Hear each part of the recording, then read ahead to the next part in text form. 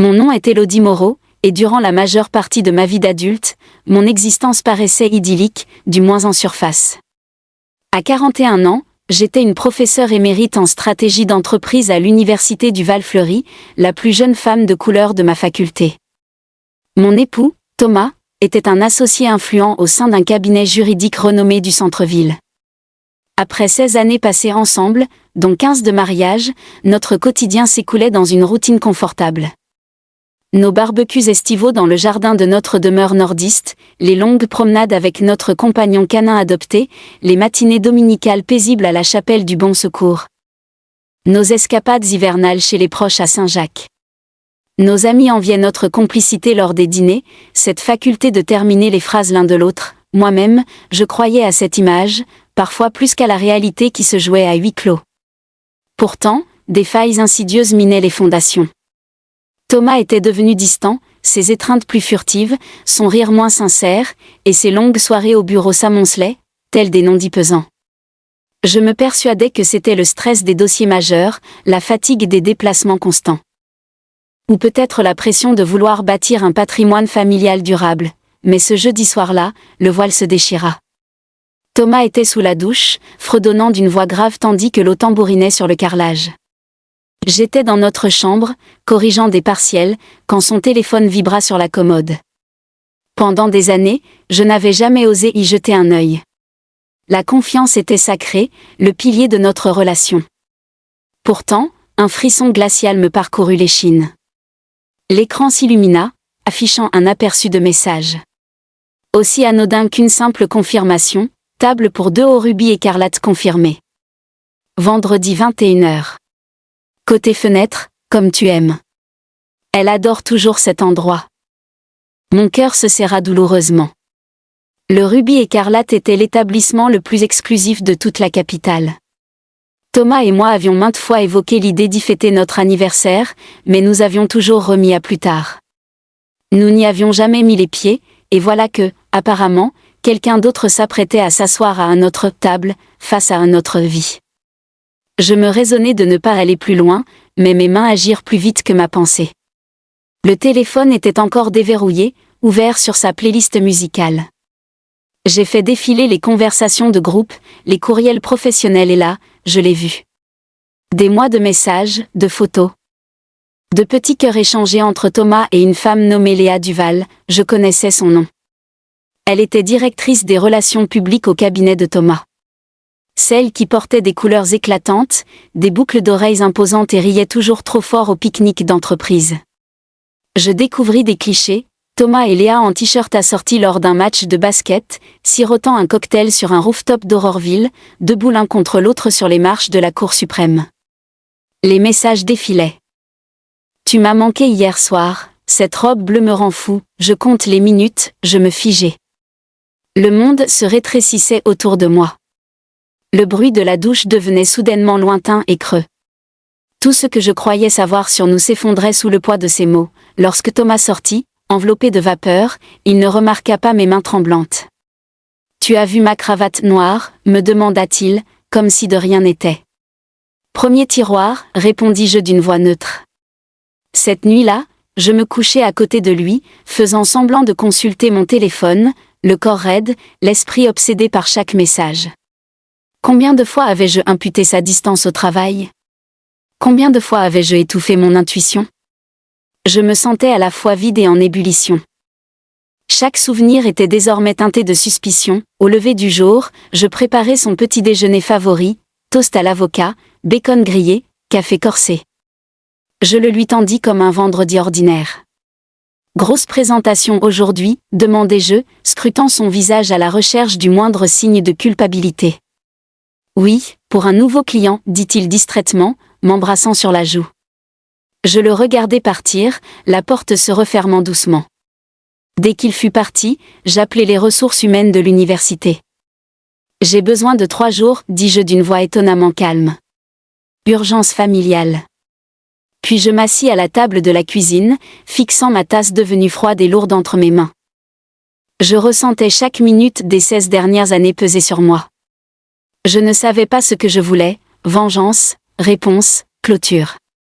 Je savais juste que je ne pouvais pas laisser cela impuni. Si Thomas voulait emmener Léa au Rubis écarlate, ils auraient de la compagnie.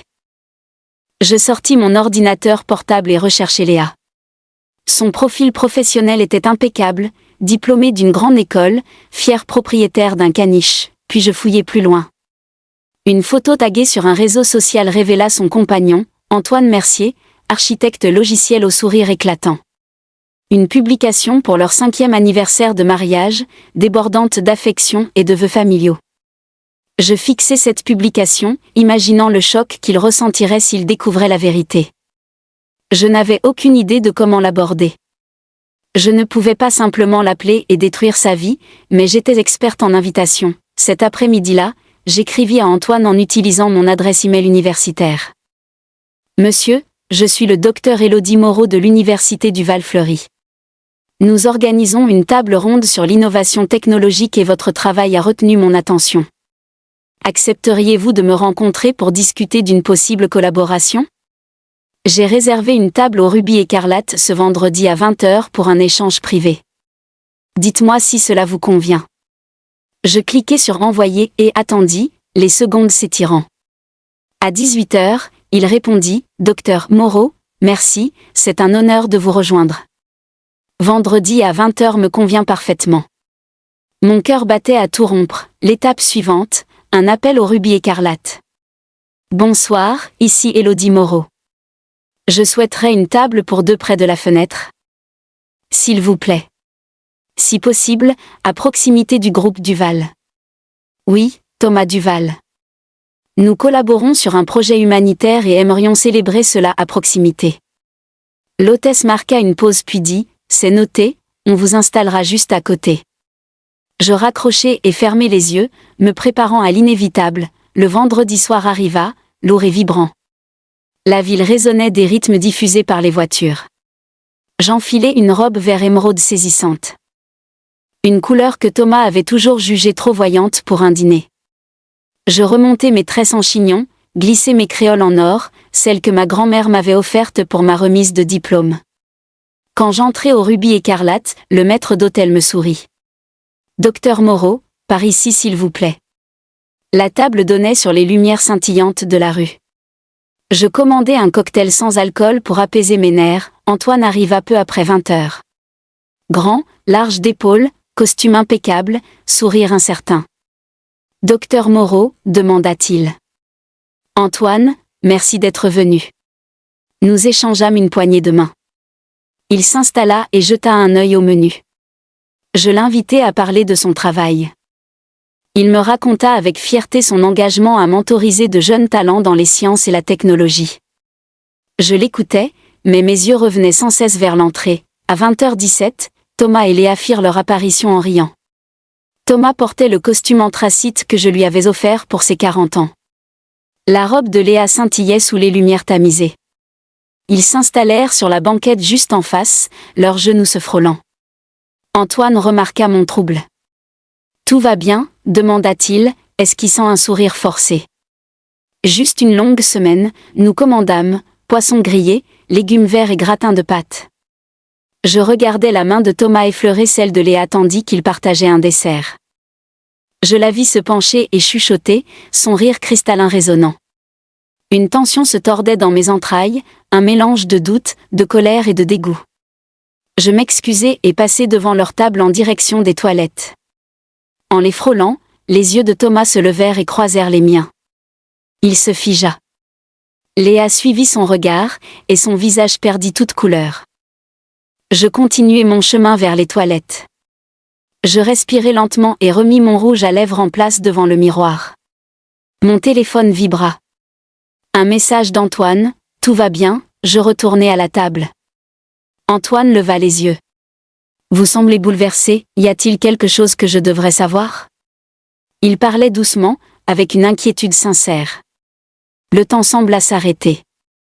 Antoine, je ne vous ai pas invité ici pour parler technologie. Il haussa un sourcil, attendant. Votre femme est ici avec mon mari. Ils sont en rendez-vous. Les mots s'échappèrent, lourds et brusques. Antoine me fixa, ne comprenant pas Léa ici. J'acquiesçai, indiquant discrètement leur table. Le visage d'Antoine se contracta, sa mâchoire se serra. Il se tourna lentement et les vit, leurs rires éteints par la lumière des lanternes. Pendant un instant, aucun de nous ne parla. Puis il expira, les mains tremblantes, et dit « Je n'aurais jamais cru qu'elle ferait ça. Mon Dieu !» Nous restâmes en silence, deux inconnus partageant une blessure inattendue. « Qu'est-ce que vous voulez faire ?» demanda-t-il. « Les exposer ?» Je secouai la tête. « Pas de scène. Je veux juste qu'ils sachent qu'on sait. C'est tout. » Nous terminâmes notre repas dans un silence pesant. Quand le dessert arriva, je me levai. Antoine me suivit. Nous marchâmes jusqu'à la table de Thomas et Léa. Leur rire s'éteignit à notre approche. Thomas leva les yeux, son visage passant de la confusion à la panique. « Élodie » balbutia-t-il. Les yeux de Léa s'écarquillèrent, ses lèvres entr'ouvertes. Je me penchai, ma voix basse mais ferme. « Bon dîner, Thomas. » Sa main se crispa sur sa fourchette. « Qu'est-ce que tu fais ici ?» Je l'ignorai et me tournai vers Léa. « Ravi de te rencontrer enfin en personne, Léa. J'ai entendu dire que tu aimais beaucoup la vue depuis cette fenêtre. » Léa déglutit, jetant un coup d'œil à Antoine. « Antoine, s'il te plaît. » Il secoua la tête, le visage marqué par la douleur. « Pas ici, Léa. Pas maintenant. » Un long silence s'installa. Nous étions figés tous les quatre, un tableau inconfortable sous la lumière tamisée, je posai une serviette pliée sur leur table. « Vous devriez parler, dis-je d'une voix tremblante mais claire.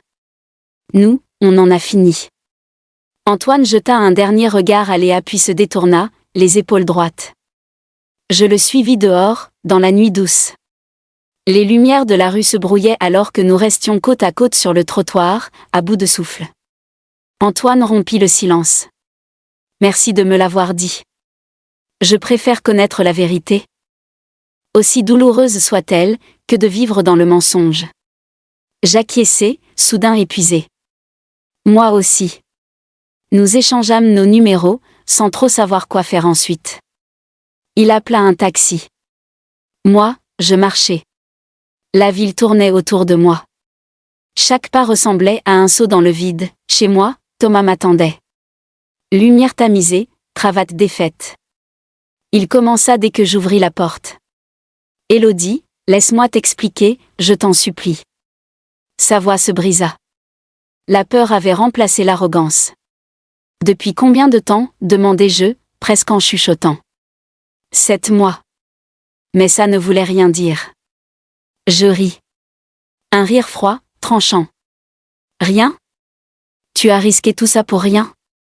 Il tendit la main vers moi. Je me reculai.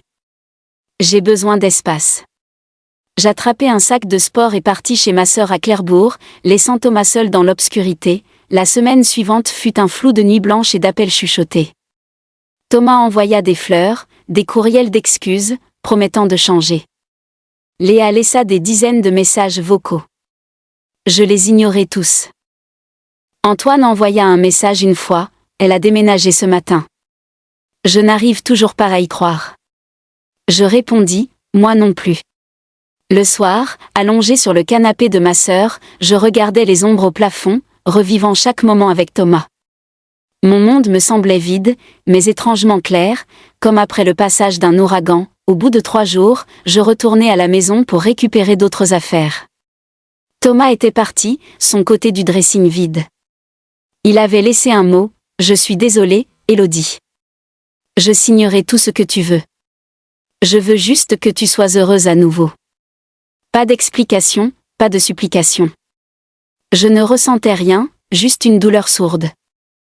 Mon téléphone vibra. « Antoine, tu veux prendre un café ?»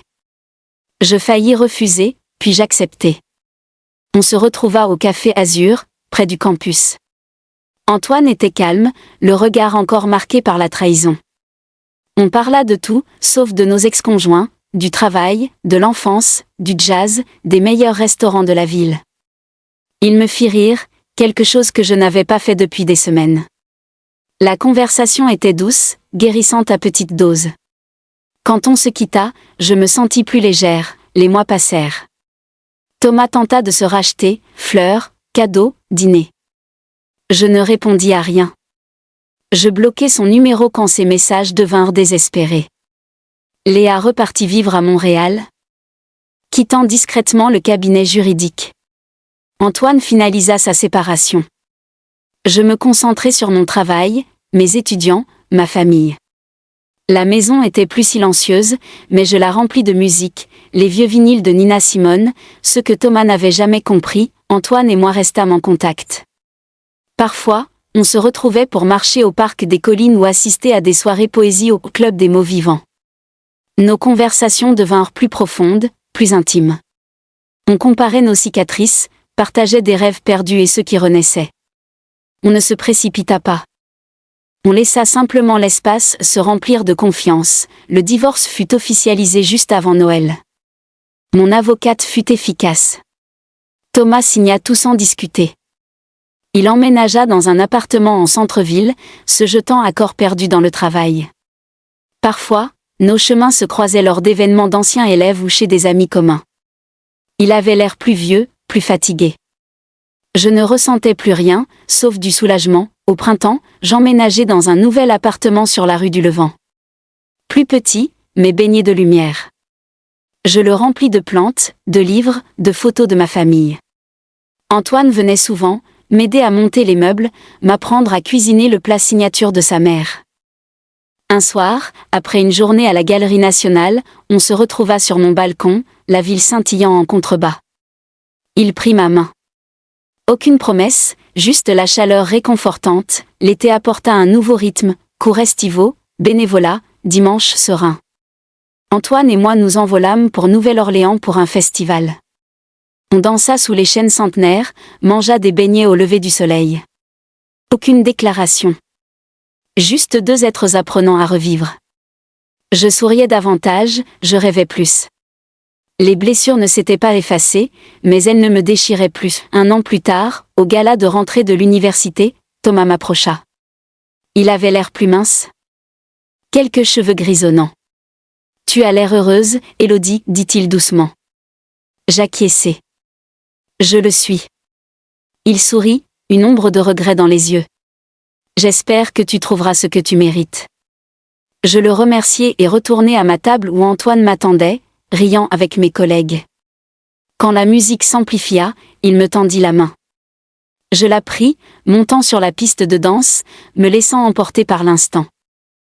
Plus tard dans la nuit, marchant sous les lampadaires dorés de la ville, Antoine serra ma main. « Tu penses parfois à l'avenir ?» Je le regardai, cet homme qui, un soir, m'était un parfait étranger. Et je souris. Oui, maintenant oui. Pour la première fois depuis des années, le monde me semblait grand ouvert, et j'étais prête à y entrer. Un pas puis un autre, guidé non par la peur, mais par l'espoir.